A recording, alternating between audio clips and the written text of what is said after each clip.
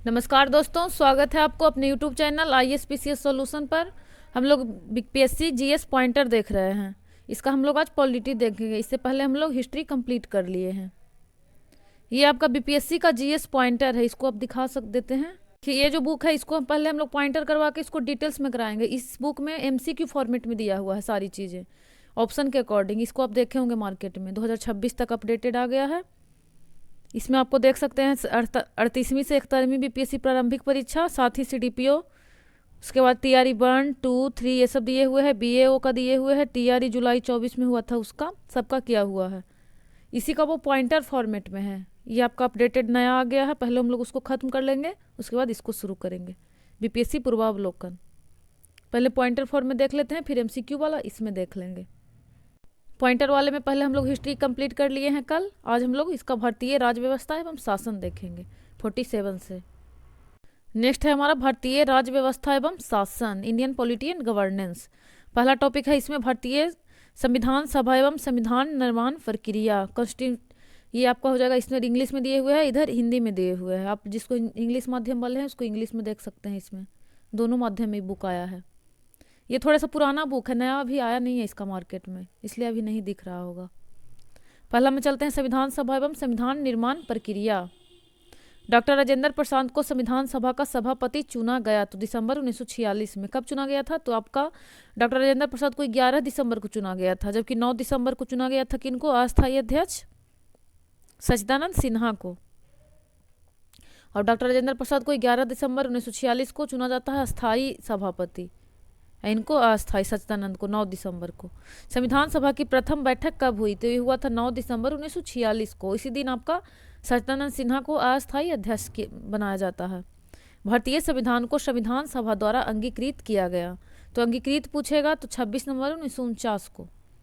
संविधान को 26 नवंबर को दिन लागू करने का निर्णय इसलिए लिया गया क्योंकि देखिए 26 नवंबर 49 को अंगीकृत तो हो गया था, लेकिन लागू हो गया आपका 26 जनवरी को। तो ऐसा पीछे रीजन क्या था? क्योंकि कांग्रेस ने इस तिथि को 1929 में स्वतंत्रता दिवस के रूप में मनाया था। तो आपका पढ़े होंगे कि 1929 में जो लाहौर अधिवेशन होता है, लाहौर अधिवेशन, तो इसमें क्या होता है कि रावी नदी के तट पे 12 बजे रात्रि को तिरंगा झंडा फहराते हैं। इसकी अध्यक्षता कौन करते हैं? तो जवाहरलाल नेहरू, लाहौर अधिवेशन का।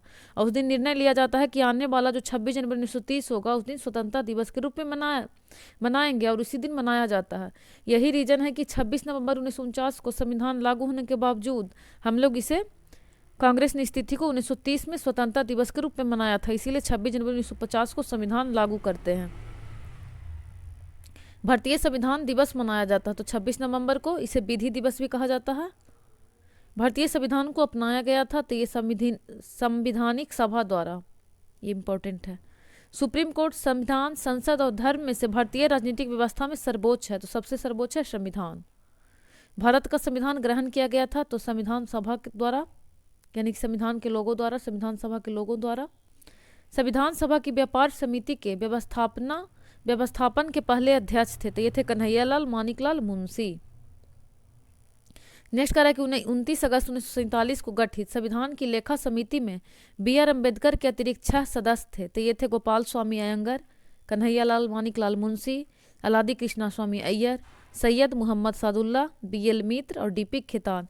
जैसे ये बुक कंप्लीट होगा इसका पूरा PDF आपको फ्री टेलीग्राम चैनल पे दे दिया जाएगा, जैसे ही कंप्लीट होगा। अभी पॉलिटी कर लेंगे, उसके बाद जैसे जैसे साइंस ये सब करके एक बार पूरा PDF आपको दे देंगे, हिंदी इंग्लिश दोनों में एक साथ।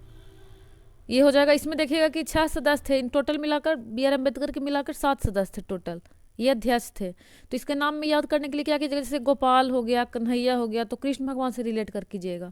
गोपाल, कन्हैया, फिर कृष्णा, सैयद एक है मात्र सैयद मोहम्मद सादुल्ला, बाकी मित्र और खेतान। एक दो बार पढ़िएगा तो याद हो जाएगा ये।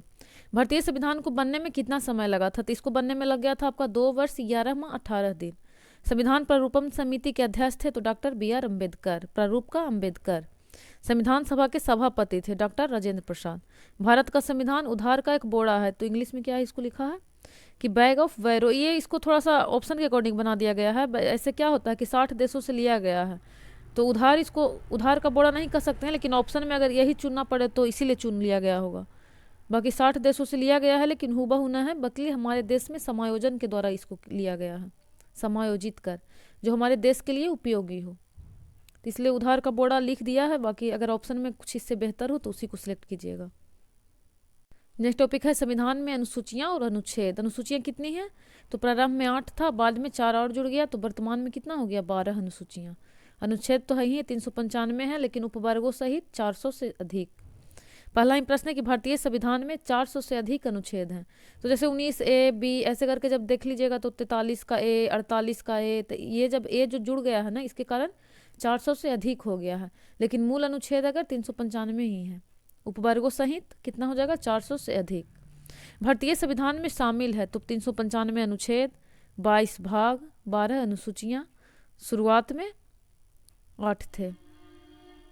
सही मिलान पूछ रहा है तो संघीय सूची में 97 प्रविष्टियां थी, वर्तमान में 100 हैं। राज्य में पहले 66 था, वर्तमान में 61 है। संवर्ती में 47 है, इस वर्तमान में 52 है। इसमें 5 कमा है और इसमें 5 बढ़ा है। जानवरों की प्रतिकूलता की रोकथाम को भारतीय संविधान की इस सूची में रखा गया है, तो इसे रखा गया है संवर्ती सूची में। कृषि, शिक्षा, पुलिस और रक्षा में से वह विषय संवर्ती सूची में है, तो संवर्ती सूची में कौन सा आ जाएगा? शिक्षा। जबकि कृषि किस में आ जाएगा? राज्य सूची में। शिक्षा तो संवर्ती में है, पुलिस भी राज्य में है, और रक्षा किस में है? ये आ जाएगा केंद्र सूची में। संघ सूची, केंद्र बोलना गलत हो जाएगा यहाँ पे, संघ सूची में आ जाएगा। भारतीय संविधान की 10वीं अनुसूची का संबंध है तो 10 से 10वीं, 10 से दल बदल विरोधी कानून। कब जुड़ा था 10वीं? तो 52वां संविधान संशोधन 1985 में। नेक्स्ट कह रहा है कि भूमि सुधार के विषयों के अंतर्गत है, तो भूमि सुधार संबंधित राज्य सूची में आता है। Land reform. भारतीय संविधान में शपथ या शपथ पत्र के प्रारूप दिए गए हैं, तो किसमें है? तीसरी अनुसूची में।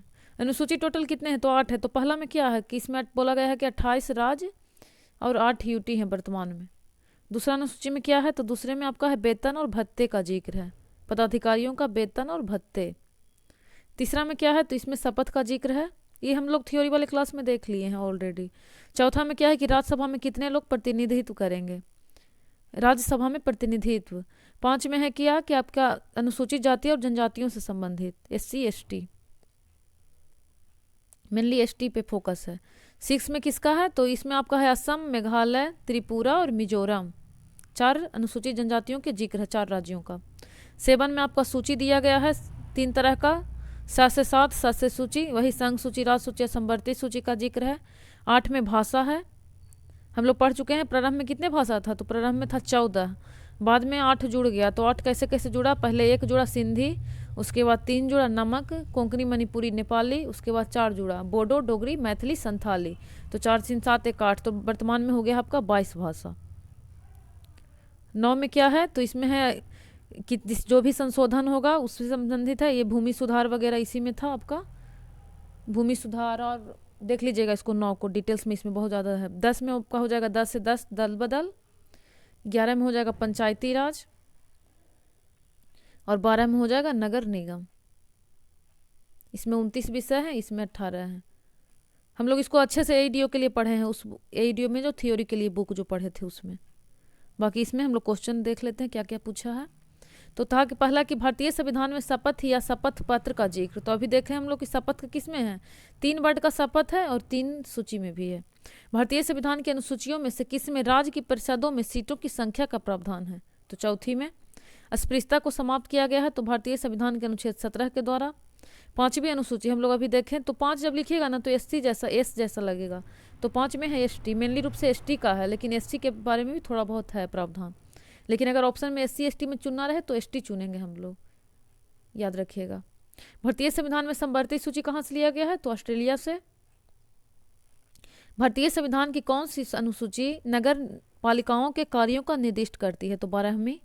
भारतीय संविधान में कैबिनेट शब्द का उल्लेख केवल एक स्थान पर आया है, तो वो आया है अनुच्छेद 352 में। इस प्रधानमंत्री के कार्यकाल के दौरान भारत के संविधान में 9वीं अनुसूची को पुनः स्थापित किया गया, तो ये 1951 में जोड़ा गया था, तो उस समय PM थे जवाहरलाल नेहरू। UPSC में भी पूछा था क्वेश्चन एक बार। भारत के संविधान के किस अनुसूची के अधीन जनजातीय भूमि का खनन के लिए निजी पक्षकारों का अंतरण अकृत और शून्य घोषित किया जा सकता है? तो ये 5वीं अनुसूची में है। जनजातीय शब्द ये सब 5वीं में है, लेकिन अगर स्पेसिफिक कह दे असम, मेघालय, त्रिपुरा, मिजोरम, तो ये 6ठी में आ जाएगा। नेक्स्ट कह रहा है, नेक्स्ट टॉपिक है हमारा उद्देशिका प्रियम्बल।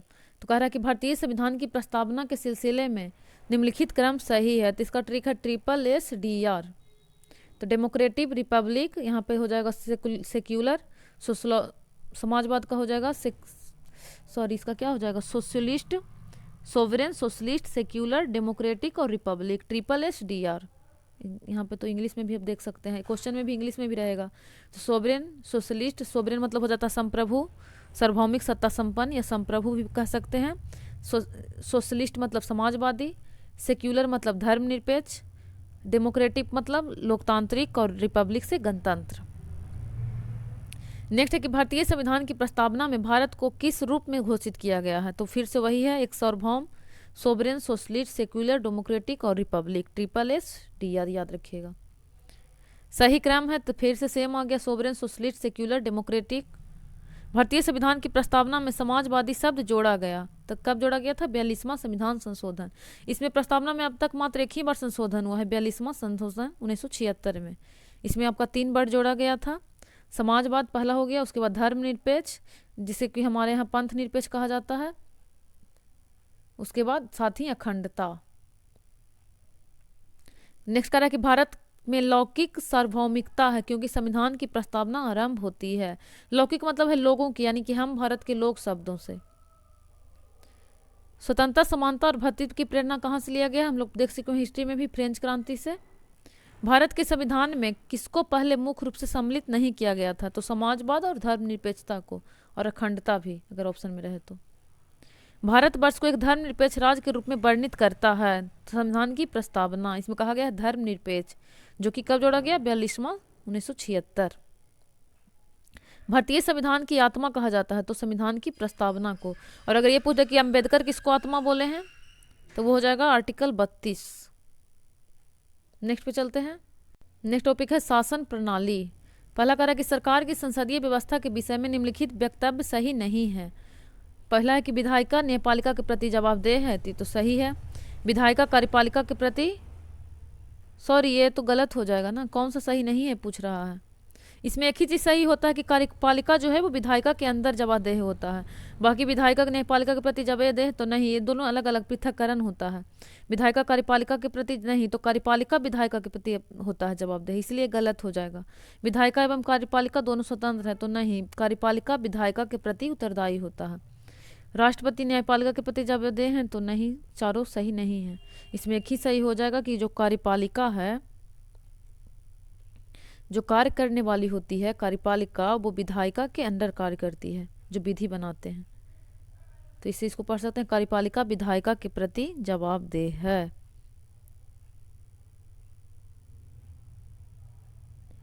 नेक्स्ट पे चलते हैं। कह रहा भारत में प्रजातंत्र इस तथ्य पर आधारित है कि जनता को सरकारों को चुनने तथा बदलने का अधिकार प्राप्त है।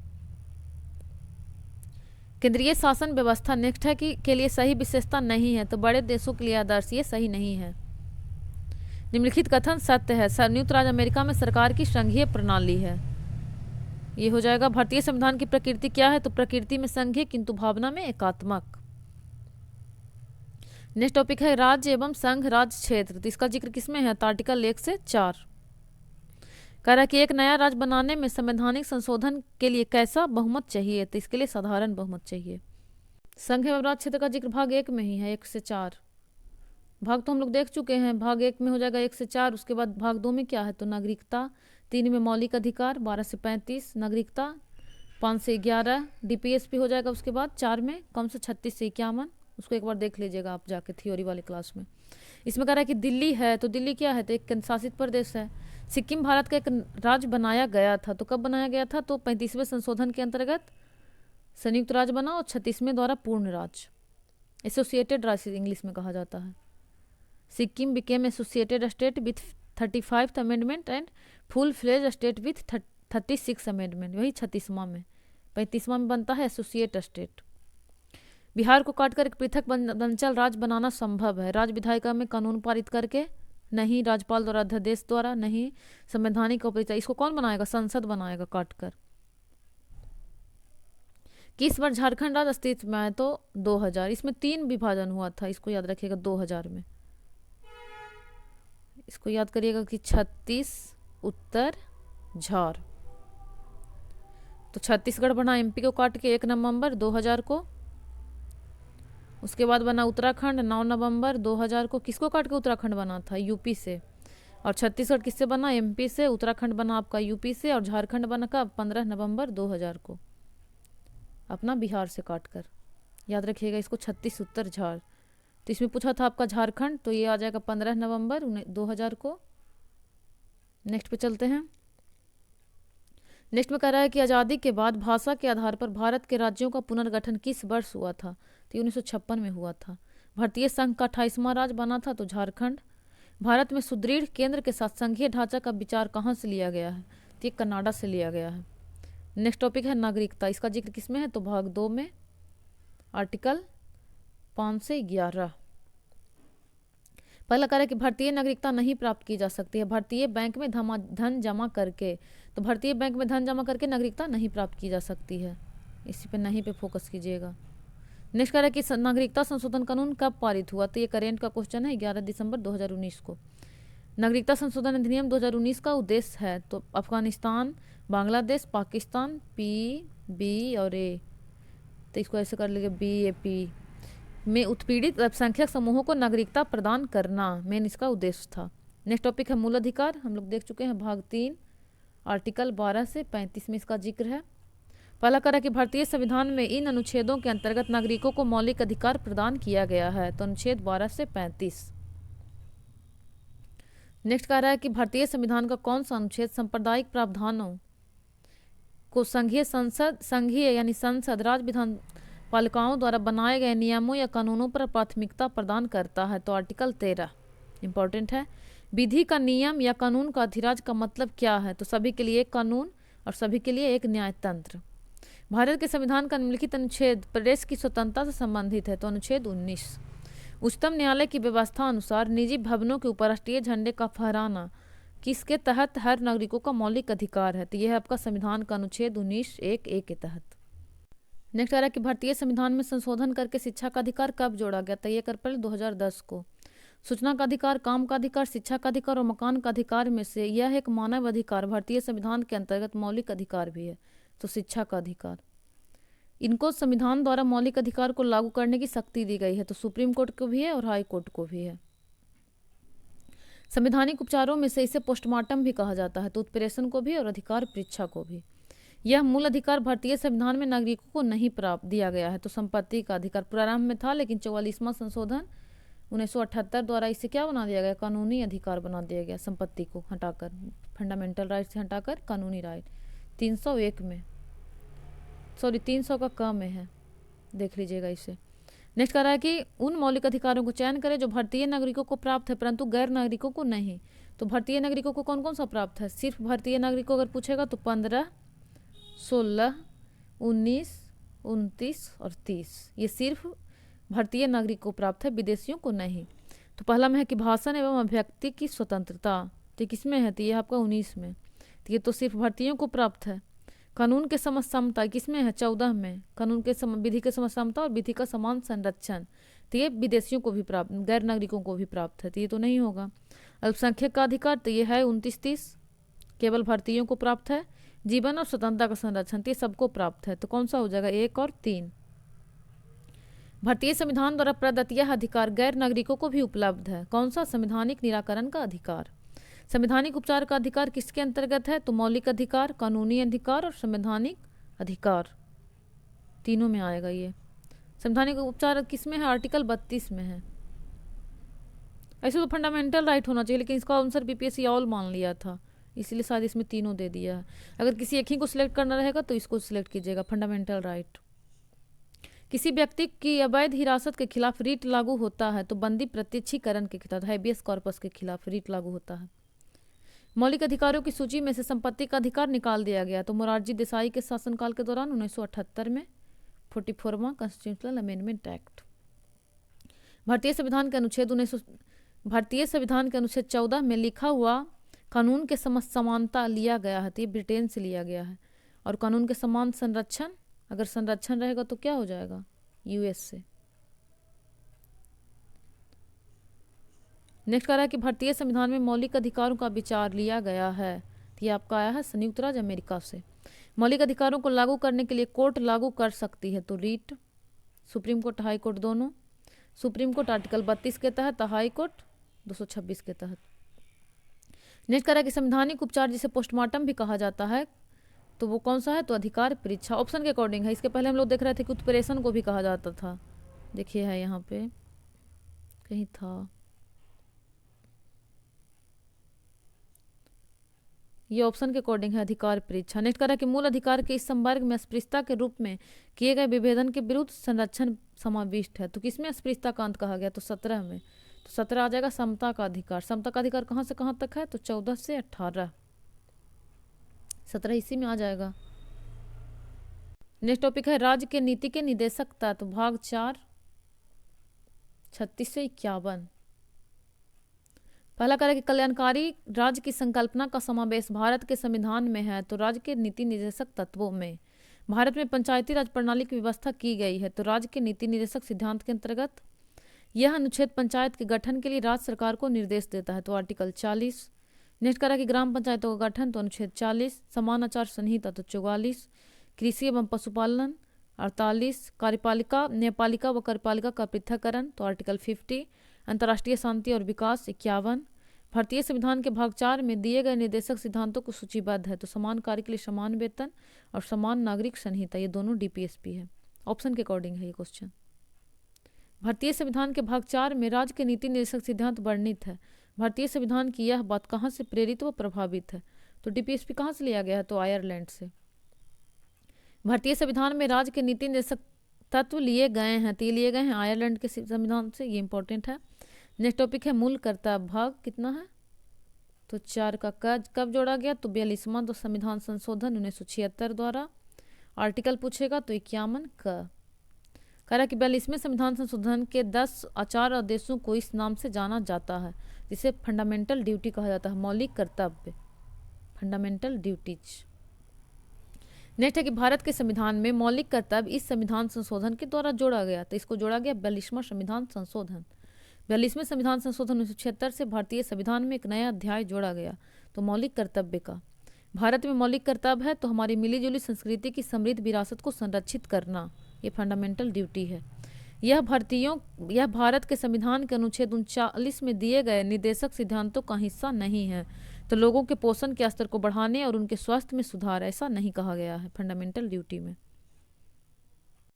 नेक्स्ट कह रहा है कि भारत के संविधान के 42वें संशोधन के संबंध में निम्नलिखित कथन गलत है, तो इसके संविधान में 8 मौलिक कर्तव्य जोड़े गए, तो गलत है। 42वें द्वारा कितना जोड़ा गया था, तो 10।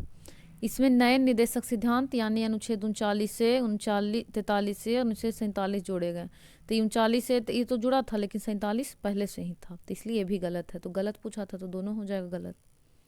नेक्स्ट टॉपिक है प्रेसिडेंट। आप आ जाइए भाग 5, कितना से कितना है, तो आ जाएगा 52 से लेकर 151 तक। पहला है इसमें प्रेसिडेंट। राष्ट्रपति का जिक्र कब से कहाँ से कब तक था, तो इसका ट्रिक है हम लोग पढ़े हैं, पकानी कोक्का दुयो दसम, पकानी कोक्का दुयो दसम, तो क्या हो जाएगा 52, 53, 54, 55, 56, 57, 58, 59, 60, 61, तो 52 आर्टिकल में हो जाएगा राष्ट्रपति का पद। 53 में क्या हो जाएगा, कार्यपालिका का प्रधान, का से कार्यपालिका का प्रधान 53, निर्वाचन 54, कोटा या पद्धति एकल संक्रमण या अनुपातिक पद्धति, तो 55। 56 में क्या है, कोक का कार्यकाल दोबारा बन सकते हैं, 57 में है। 58 में है योग्यता का जिक्र है, यो से योग्यता, 10 से दशा क्या क्या नहीं होनी चाहिए, 59। 60 में है स से शपथ, और 61 में है महाभियोग, म से महाभियोग।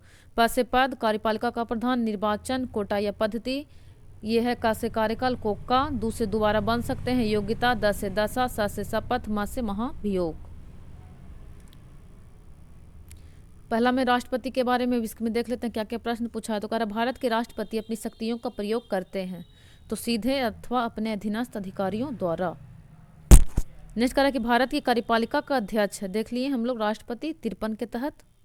भारतीय संविधान में केंद्रीय सरकार की अधिशासी शक्तियों का किसमें निहित किया गया है? तो भारत के राष्ट्रपति में। भारत में राष्ट्रपति का चुनाव किया जाता है तो एकल संक्रमणीय मत प्रणाली द्वारा एवं अनुपातिक मत प्रणाली द्वारा। भारत के राष्ट्रपति के चुनाव मंडल में कौन कौन सम्मिलित होते हैं? तो संसद के दोनों सदनों के सभी निर्वाचित सदस्य एवं राज्य विधानसभाओं के सभी निर्वाचित सदस्य। निर्वाचित पे गौर कीजिएगा, इसमें सिर्फ निर्वाचित भाग लेते हैं। जबकि अगर ये उपराष्ट्रपति की बात की जाए तो उसमें क्या हो जाएगा? संसद के दोनों सदनों के सभी सदस्य लेंगे, निर्वाचित नहीं, लेकिन वहाँ विधानसभा नहीं लेते हैं। ये राष्ट्रपति की बात की जा रही है। नेक्स्ट कह रहा है कि भारत का राष्ट्रपति कितनी बार पुनः चुनाव के लिए पात्र होते हैं? तो कितनी भी बार बन सकते हैं, लेकिन जबकि वहाँ कितने होता है यूएसए में? 4 बार, सॉरी 2 बार ही बन सकते हैं। हमारे यहाँ कितना भी बार बन सकते हैं, कोई ये नहीं है रोक। अगर भारत के राष्ट्रपति के चुनाव में कोई विवाद होता है तो इस विवाद को सौंपा जा सकता है, तो ये जो सौंपा जाएगा भारत के सुप्रीम कोर्ट को। भारत के राष्ट्रपति को उसके पद से हटाया जा सकता है तो संसद द्वारा, वही महाभियोग की प्रक्रिया द्वारा 61 के तहत। यदि राष्ट्रपति एवं उपराष्ट्रपति का पद खाली हो तो भारत के राष्ट्रपति के पद पर कौन होता है? तो भारत का मुख्य न्यायाधीश। एक विधेयक जो संसद में प्रस्तुत किया जाता है कौन सी क्रिया के बाद अधिनियम बन जाता है? तो जब राष्ट्रपति अपनी सहमति दे देता है। भारतीय संविधान भारत के राष्ट्रपति के अधिकार नहीं देता है तो राज्यों के मुख्यमंत्री की नियुक्ति का। भारत के राष्ट्रपति को यह अधिकार नहीं प्राप्त है कि वह सुप्रीम कोर्ट के न्यायाधीश को हटाए। सही है।